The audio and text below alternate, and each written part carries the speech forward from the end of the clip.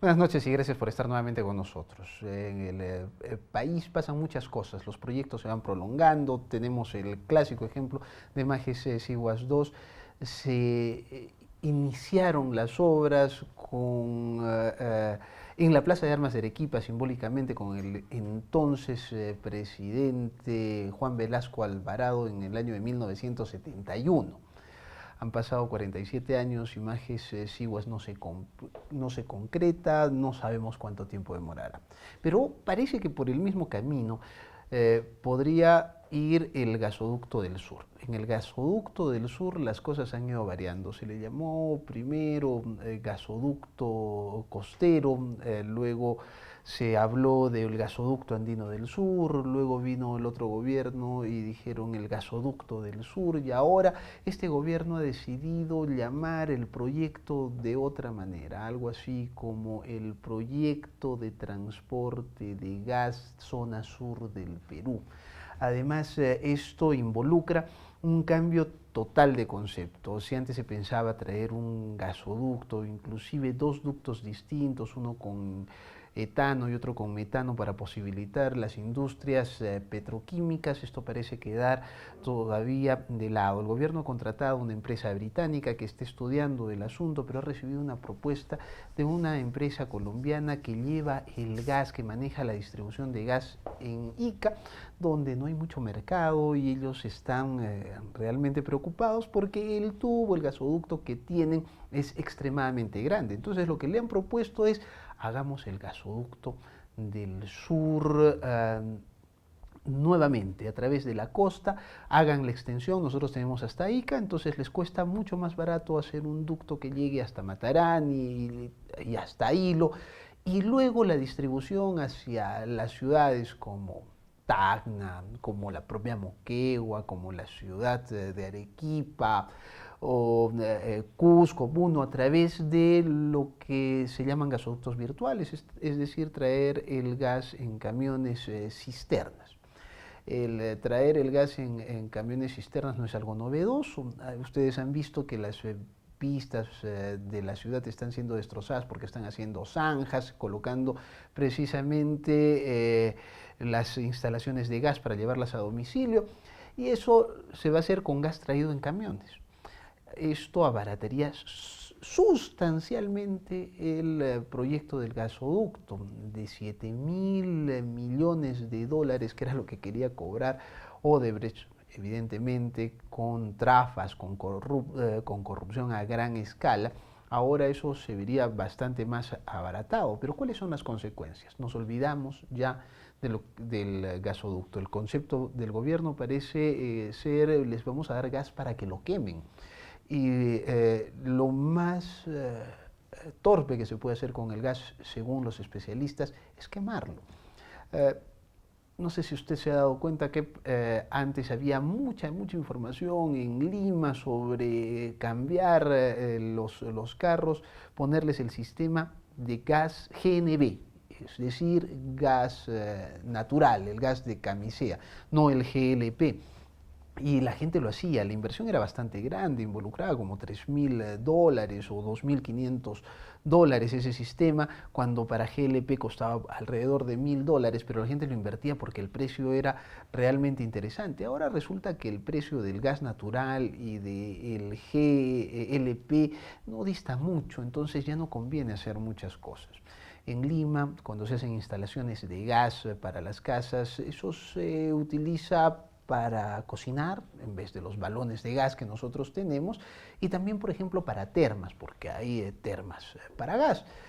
Pero en Arequipa el agua para bañarse no la calienta ni con electricidad ni con gas, la calienta con el sol. Aquí es muy difundida la utilización de energía solar. Así es que aquí no hay mucha utilización. El mercado tampoco sería muy grande, ni siquiera para las industrias. La propuesta de los colombianos es que llegue ese gas hasta a las termoeléctricas en Islay y en Moquegua, en Hilo, y eso involucra una reconversión, ya no quemar petróleo, que es altamente contaminante, sino quemar gas, que es más barato y que es más amigable con el medio ambiente. Pero esto, ¿quién lo va a decidir? Lo va a decidir el gobierno después de que esta consultora británica dé todas las opciones. Pero de algo parece estar ya muy claro. El gobierno no está dispuesto a invertir 7.000 millones ni miles de millones, sino a reducir la inversión. Y el tema de la petroquímica está bastante lejos. Lo conversamos ayer un poco con Mauricio Chan, el consejero regional por Islay. Inclusive no parece haber sido un tema que esté en la agenda inmediata de la gobernadora saliente. Así es que las cosas todavía van a esperar, pero el gran ducto y la petroquímica cada vez están más lejos. Bueno, hablemos un poco del programa de hoy. Hoy he decidido invitar a dos personas para tocar dos temas interesantes. El tema de la educación, pero no precisamente desde el punto de vista pedagógico, sino más bien de lo que está pasando en el movimiento magisterial y en las calles. Y para eso he invitado a Vladimiro Vegaso, que es un dirigente nacional de Patria Roja. Patria Roja ha controlado el sindicato magisterial desde su fundación hasta hace muy poco, cuando aparece el CONARES-UTEP, que es una facción que ha dividido el sindicato. Tuvo mayor presencia en la anterior huelga magisterial, donde sí fue masiva. Ahora parece haber tenido un descalabro, pero ¿qué va a pasar con el movimiento magisterial? ¿Hacia dónde están funcionando? ¿Hacia dónde están caminando los reclamos magisteriales? Lo vamos a conversar con él, y también vamos a ver cómo está la calle. Pues Patria Roja es evidentemente uno de los partidos que más ha agitado las calles contra diversos gobiernos y contra el sistema de gobierno, bueno, el sistema económico que se ha venido repitiendo durante varios gobiernos. Y más adelante voy a estar con Víctor Sánchez, un especialista, un médico especialista en medicina bioenergética. Vamos a hablar de por qué la medicina complementaria empieza cada vez a ponerse más de moda, cómo actúa, cómo sale. Soy Enrique Zavala y le recomiendo que ponga su teléfono en modo avión porque empezamos ya las entrevistas. Vladimiro, bienvenido. ¿Qué tal, Enrique? ¿Cómo te va? Muy bien. Vladimiro, parece que el movimiento magisterial entró en una escisión hace unos meses, no hace, sí, pues casi un año, digamos, no un año y pico tal vez, con la huelga magisterial que tumbó a la ministra Marilu Martens y que generó una evidente decisión. Pero ahora ese mismo grupo, que dicen que está infiltrado por Sendero Luminoso, parece que tenía una rotunda caída. Su convocatoria a huelga ha pasado casi desapercibida. ¿Cómo estás percibiendo la realidad del movimiento magisterial? ¿Cómo lo perciben en tu partido? Mira, tendríamos que hacer un análisis del conjunto del movimiento sindical.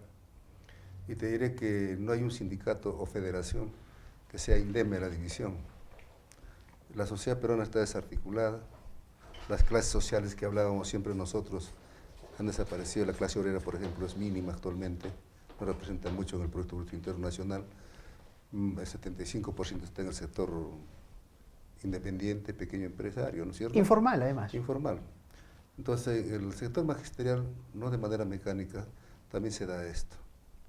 Es cierto lo que tú dices de que había un intento de división del sindicato, ha habido, y lo preciso esto, por Sendero Luminoso, que no es de ahora. Yo recuerdo a Sendero Luminoso de 1970 y tantos. En la universidad y luego en el movimiento magisterial asistía a las convenciones, a los congresos del SUTE, y donde la discrepancia era frontal, porque ellos tenían otra concepción, otra perspectiva ideológica que se refleja en las propias consignas. Por ejemplo, por una línea sindical clasista que lo levanta Sendero es consigna de un partido político. El SUTE de Horacio Ceballos levanta la consigna por la unidad del movimiento sindical clasista. Y por eso dijo Horacio que quien divide un sindicato es traiciona al movimiento, porque lo que ha ocurrido es que se ha debilitado al sindicato, es cierto. Estamos volviendo a lo que fue el sindicato antes de 1972. Había 5 sindicatos en ese entonces, aglutinados en la FENTEP. Había el sindicato de primarios, el sindicato de secundarios, el sindicato de educación técnica, el sindicato de auxiliares, en fin, ahora que está ocurriendo lo mismo. El ¿no? manejar el movimiento magisterial resulta clave políticamente hablando porque viene a ser el más fuerte gremio que existe, ¿verdad? Por lo que tú has dicho. Los otros son gremios extremadamente pequeños, la mayor parte de los peruanos trabaja fuera como independiente. Esto significa que el magisterio es quien aglutina y quien puede movilizar las calles, paralizar la educación, generar reales conflictos al gobierno, como se ha visto en la anterior huelga magisterial. Sí. Nosotros hay que recordar también un poco de historia. En el 73 nosotros derrotamos a Velasco Alvarado, cuando mandó a los profesores al CEPA, despidió 5.000 trabajadores de la educación, envió a otro tanto profesores a varios lugares del país. Con un paro de Arequipa de 17 días logramos que eso se revierta. La huelga del 78, que duró 81 días, que empezó un 8 de mayo y terminó 81 días después. La huelga del 79, que duró 118 días. O sea, es un sindicato poderoso y fuerte. Poderoso y fuerte, y ha sido manejado por ustedes. ¿Qué pasó? De todos. ¿Qué hizo que el CONARE pudiera entrar y que ellos encabezaran la huelga magisterial anterior que se tumbó a Marilu Martins? Lo que ha pasado, Enrique, es que tampoco no hay que sobrevalorar el movimiento espontáneo, porque Senderos encontró el descontento en el corazón y en la mente de los profesores. ¿Por qué? Porque evidentemente Patria Roja cometió un error en el trabajo burocrático, era ligarse directamente a los maestros, cuál era la base fundamental para la potencia del sindicato anteriormente. De eso se aprovechó. Y ¿A qué te refieres? ¿Qué descuidó, me dices? El trabajo de la relación dirigente-base, dirigente-maestro. Yo recuerdo, por ejemplo... O sea, te refieres a que finalmente los secretarios generales, provinciales, departamentales, dejaron de tener contacto con las bases y ya no había una relación del sindicato con el maestro directamente? Pero limitadamente. No era como antes, que sin tener licencia sindical los profesores iban de colegio por colegio, ¿no es cierto? Ahora se ha perdido, se ha burocratizado, y lo digo autocríticamente. ¿El sindicato está burocratizado? Se burocratizó, pero estamos en un camino de reorientación, de rectificación de ese error. Estamos, digo, porque yo tengo que ver con la dirección política en general de Patria Roja en Arequipa y a nivel nacional. El magisterio es una parte, evidentemente, importantísima para nosotros. Pero retomando el tema de la pregunta anterior, Sendero se montó en un movimiento. El desborde magisterial, como lo hemos denominado nosotros, fue espontáneo. O sea, si Patria Roja le hubiera ganado en liderar el asunto, también la huelga hubiera sido para ustedes un éxito. Por supuesto, en la medida que también se obtengan resultados, porque hay huelgas que triunfan y otras que no. Por ejemplo, cuando el doctor Aizanoa fue ministro de Educación, se consiguió casi todas las reivindicaciones y la solución del pliego de reclamos, que no se cumplió luego posteriormente. Pero antes tuvimos varias conquistas, sobre eso es largo para conversar, porque te he escrito...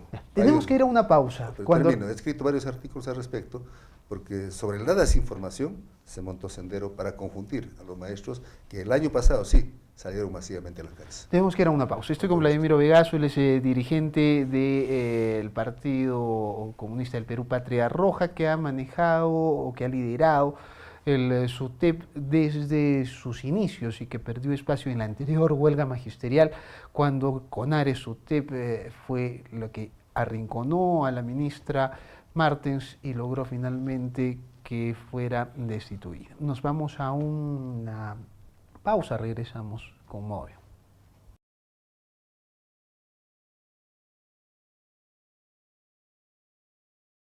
Estamos de regreso en el programa, sigo con Vladimiro Vegaso, dirigente nacional del Partido Comunista del Perú, Patria Roja, que maneja el sindicato de profesores. El SUTEP resulta importante para ustedes, no solamente como un tema gremial, sino como un tema político. Ha sido para ustedes importantísimo tener ese capital político, poder coordinar, eso es lo que les da poder para enfrentar a un gobierno, para poder dialogar con ellos, pese a que ustedes por ejemplo, ahora no tienen una representación parlamentaria o tienen parlamentarios de Patria Roja que han llegado por otros caminos? Mira, para nosotros el movimiento sindical es una parte ahora, ya no es el todo. Como en su momento fue también el movimiento estudiantil a través de la gloriosa Federación de Estudiantes del Perú y en Arequipa la gloriosa FUA. Que se fue diluyendo. Así es, fue diluyendo. También por la debilidad de los partidos políticos, no solamente de Patria Roja. Entonces, sin embargo, te vuelvo a repetir ahora, ya no lo es. ¿Cuál es el capital político que ustedes tienen? ¿Cómo lo han dividido? Nosotros tenemos presencia en todos los sectores. Como un tiempo lo tuvimos de manera hegemónica casi en los frentes de defensa de los intereses del pueblo, del país. Pero, ¿qué significa? O sea, dices que tienen presencia. Yo no la noto. O sea, para mí es un poco difícil. ¿A qué te refieres? Nosotros nos referimos al trabajo político que hacemos cotidianamente, que no tenemos parlamentarios, y ahí va la respuesta, es cierto. Ollantaytamala nos ofreció 6 parlamentarios, 6 candidaturas, pero nos ofreció como, tomen este hueso, ¿no? Nosotros dijimos, nosotros no mendigamos candidaturas, y no lo vamos a hacer. El Frente Amplio idem, también ofrecieron. Y nosotros no mendigamos candidaturas, Enrique, tenemos principios. Y por eso hoy estamos trabajando el proyecto de Juntos por el Perú. ¿Y por qué se les van algunos miembros de Patria Roja? Pero es normal, pues. ¿Por qué? O sea, por ejemplo, no, o sea, pongo el caso. Justiniano Paz. Él renunció al partido. Claro, él renunció. ¿Por qué? O sea, ¿por qué se van? Ha habido grupos de gente que ha ido saliendo, que no se sienten bien dentro de Patria Roja, y me imagino que si eso pasa dentro del partido y gente que ha tenido representación política después de elecciones, lo mismo debe estar sucediendo dentro del sindicato. Debe haber maestros que ya ven al SUTEP como algo, por decirlo menos, aburrido y que no los representen nada. Es posible porque no te olvides que el 50% de profesores ahora ya son contratados y son profesores jóvenes y profesores de la vieja guardia no existen. Entonces ahí el trabajo evidentemente es mucho más difícil. A veces los profesores sienten que el sindicato no los representa. Y eso evidente, como te he dicho autocríticamente, por un trabajo equivocado que estaba realizándose. Ahora, hay gente... ¿Ustedes han descuidado en esa evaluación que tú estás haciendo? ¿Descuidaron lo político? ¿O más bien lo político es lo que está poniendo una barrera para llegar a los nuevos profesores? Porque las nuevas generaciones de peruanos, la política les interesa muy poco. Pero no solamente a los maestros. No, a todos los peruanos, por eso te decía. Ahí, mira, otro análisis que hay que hacer. Antes nos formábamos en las universidades. No existían los pedagógicos particulares. No existían las universidades particulares. No existían los colegios particulares como existen ahora, que son mayoría. Claro, y las universidades estaban muy politizadas, ¿no? Y era básicamente una pugna entre el aprismo y la izquierda, ¿no? Y las diferentes facciones de izquierda. La democracia cristiana, la acción popular, todo lo que tenía presencia en las universidades. Además es natural, porque la universidad es un centro de juego de ideas. Claro, pero ahora ya no hay, ¿no? Ahora están en un proceso de refundación, diré, pero con muchas dificultades. Por ejemplo, aquí en Arequipa iba a haber elecciones para el test estudiantil, para la asamblea universitaria. El rector ha bajado 2 procesos ya. El último hace poco, nomás 8 días. Me han dicho que porque su grupo de opinión, claro. no tenía posibilidades, no ganaba, entonces se tiraba abajo. Bueno, no sé si eso es real. Yo estoy hablando de chismes, nada. No es chisme, es la realidad. Nosotros tenemos un grupo ahí fuerte, es el que iba a ganar las elecciones. De las 18 facultades solo teníamos en 14 representación. Curioso, pero curioso, ¿sabes por qué? Porque hemos estado hablando del SUTEP, hemos hablado de las cosas, y evidentemente el ícono de Patria Roja y del SUTEP es Horacio Ceballos Gámez, y resulta que el rector de la universidad vendría a ser el yerno de Horacio Ceballos Gámez. Está casado con una hija de Horacio Ceballos Gámez. Yo te diré algo más, él fue secretario de Economía de Patria Roja, del Comité Regional aquí en Arequipa.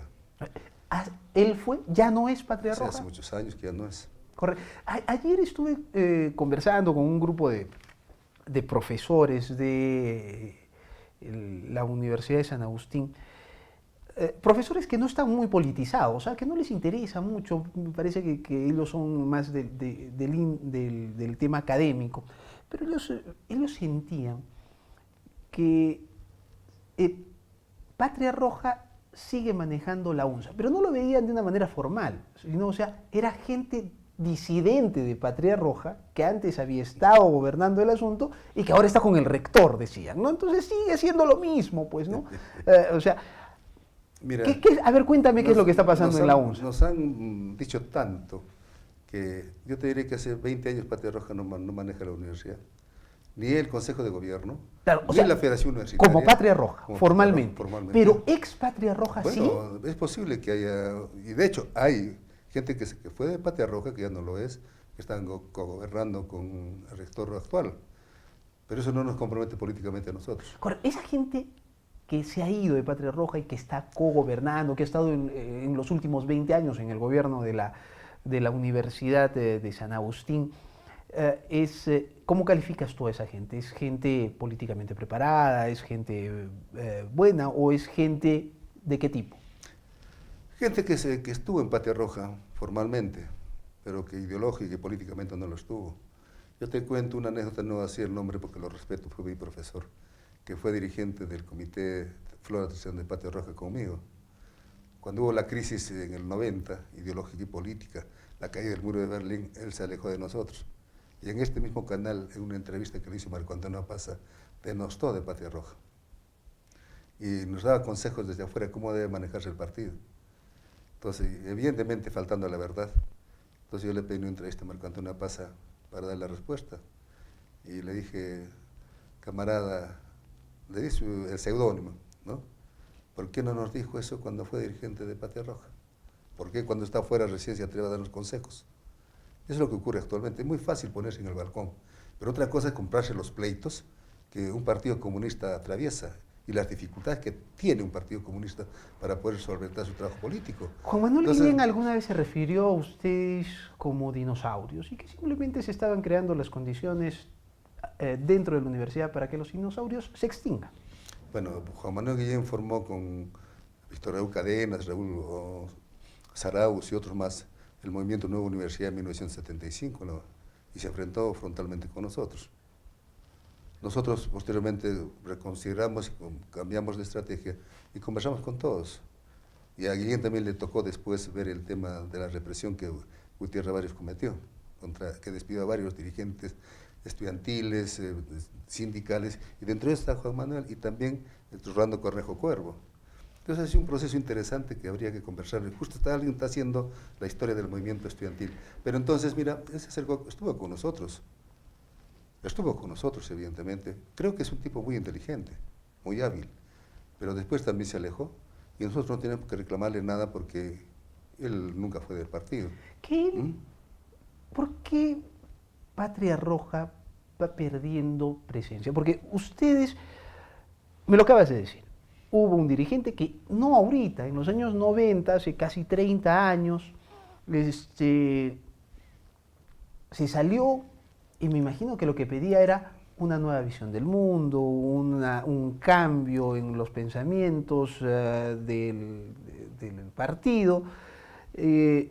Y parece que ustedes no quieren cambiar, siguen siendo esa izquierda dura, que no es moderna, que no rompe directamente con dictaduras como la de Maduro, o que siguen teniendo el eterno dirigente, ¿no? O sea, a mí Moreno me parece un personaje muy interesante, pero es el eterno dirigente, pues, Mira, que se llama de Patria Roja, ¿no? Hay un culto al líder, ¿no? Te diré de que cuando no tienes principios bien asimilados, cuando cayó el muro de Berlín, mucha gente se decepcionó y se fue. Perdió la fe, perdió la convicción en la lucha por el socialismo. Eso, a esos señores les cae perfectamente el mote que nos dan los apristas, rabanitos, rojo por fuera, blanco por dentro. Y lo digo así, con mucha franqueza, alguien se resentirá, se resienta, es lo de menos. ¿Tú crees que el comunismo es una cuestión de fe? ¿Es una religión laica? Mira, yo creo que es una cuestión de principios, de ideología, porque la sociedad mundial va evolucionando. La sociedad capitalista que tenemos actualmente no fue la misma. Hubo la época feudal, la época del esclavismo. Entonces tenemos un proceso de evolución de la sociedad y que va pasando etapas y épocas. Tenemos que ir a una nueva pausa. Sí, pero yo termino indicándote de que la gente que se fue por eso, seguramente. Pero además deben haberse arrepentido porque, igual que Francis Fukuyama, dijo en su momento que con la caída del muro de Berlín se acabaron las ideologías, se acabó el socialismo, se acabó el Partido Comunista. Después tuvo que arrepentirse, porque hoy, con el giro de la historia, eso está revirtiéndose. Pero es un socialismo nuevo, es un socialismo moderno, es un socialismo, digamos que nosotros le decimos Pero caviar, no tiene que ver mucho con el pensamiento de ustedes. Nosotros somos tiene que marxistas. ver más con un tema donde el capital funciona hasta para China, pero no para Patria Roja. No. Funciona para China. Hablemoslos. Funciona para China, pero dirigido por el Partido Comunista. Hablemos tras la pausa. De acuerdo. Cuando regresemos voy a seguir con Vladimir Vegaso. Más adelante voy a estar con el doctor Víctor Sánchez, médico especialista en medicina bioenergética. Vamos a ver por qué la medicina complementaria, la llamada medicina complementaria, está poniéndose más de moda en el mundo. Tras la pausa seguimos en modo avión.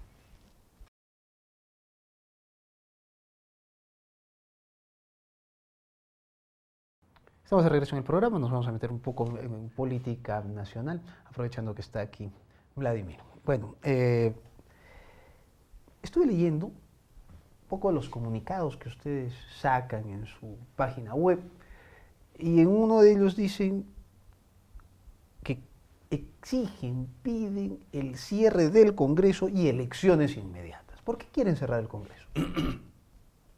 Bueno, eso está en el marco de una consigna más general que tiene que ver con la crisis del gobierno de Kuczynski. Que se vaya al gobierno y haya adelanto en las elecciones. Posteriormente asume Martín Vizcarra la presidencia, le da un nivel de estabilidad, ¿no? Transitoria, pero el Congreso se devalúa totalmente. Actualmente tiene solamente el 7% de aceptación de la población.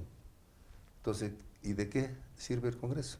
Pero el Congreso en el que tú estuviste, Pero, ¿cuánto tenía de nivel de aceptación? O sea, el Congreso en el por lo Perú menos, toda la vida. Claro, yo te digo que los parlamentos del mundo, ninguno es prestigiado. Claro, pero claro, 7% ahora, es complicado, ¿no? El tuyo tenía 2 dígitos, tenía claro, 15, pues, no, ¿no? 20, 25, pero había mucho más porque había mucho más calidad en el Parlamento. Ahora, a ver, ¿quién resiste una polémica ideológica y política y programática en el Consejo? Además, habían 2 cámaras, pues, ¿no? Había 2 cámaras, pero había parlamentarios, o sea, diputados y senadores que tenían doctrina, que éramos formados en el partido correspondiente, se ve de Acción Popular de la, pero ahora no lo hay. Ahora mira, ve, por ejemplo, y esto como dato último, el 4 de este mes o próximo vamos a hacer una movilización regional. ¿Quiénes vamos a hacer? Cuando dices vamos ya me escuadra. Los frentes regionales, los sindicatos. El 7 de julio hay un encuentro que es el segundo en Tacna, para finiquitar la plataforma de lucha. Y justamente en el tercer punto está ese tema, la disolución del Congreso y convocatoria. Me parece que tú eres el único. Bueno, ha habido marchas, gente descontenta. Mira, y luego, el 19 de julio, hay una gran jornada nacional con paros respectivos de acuerdo a la realidad de cada región. O sea, el movimiento continúa. Este evento va a ser en Tacna. Dime, Patria Roja decía en ese comunicado, dice que el Parlamento legisla de espaldas al pueblo. ¿Qué es lo que debería legislar según Patria Roja? Por ejemplo, dar una verdadera reforma educativa, no los remedios de reforma de la educación, que sigue siendo la quinta rueda del coche de los diferentes gobiernos de turno. Por ejemplo, que apruebe la Ley General de Trabajo. Pero, ¿qué quieres en la reforma educativa? Porque la reforma educativa, precisamente ustedes la han bombardeado desde el sindicato, pero es una reforma interesante, ¿no? Es una reforma.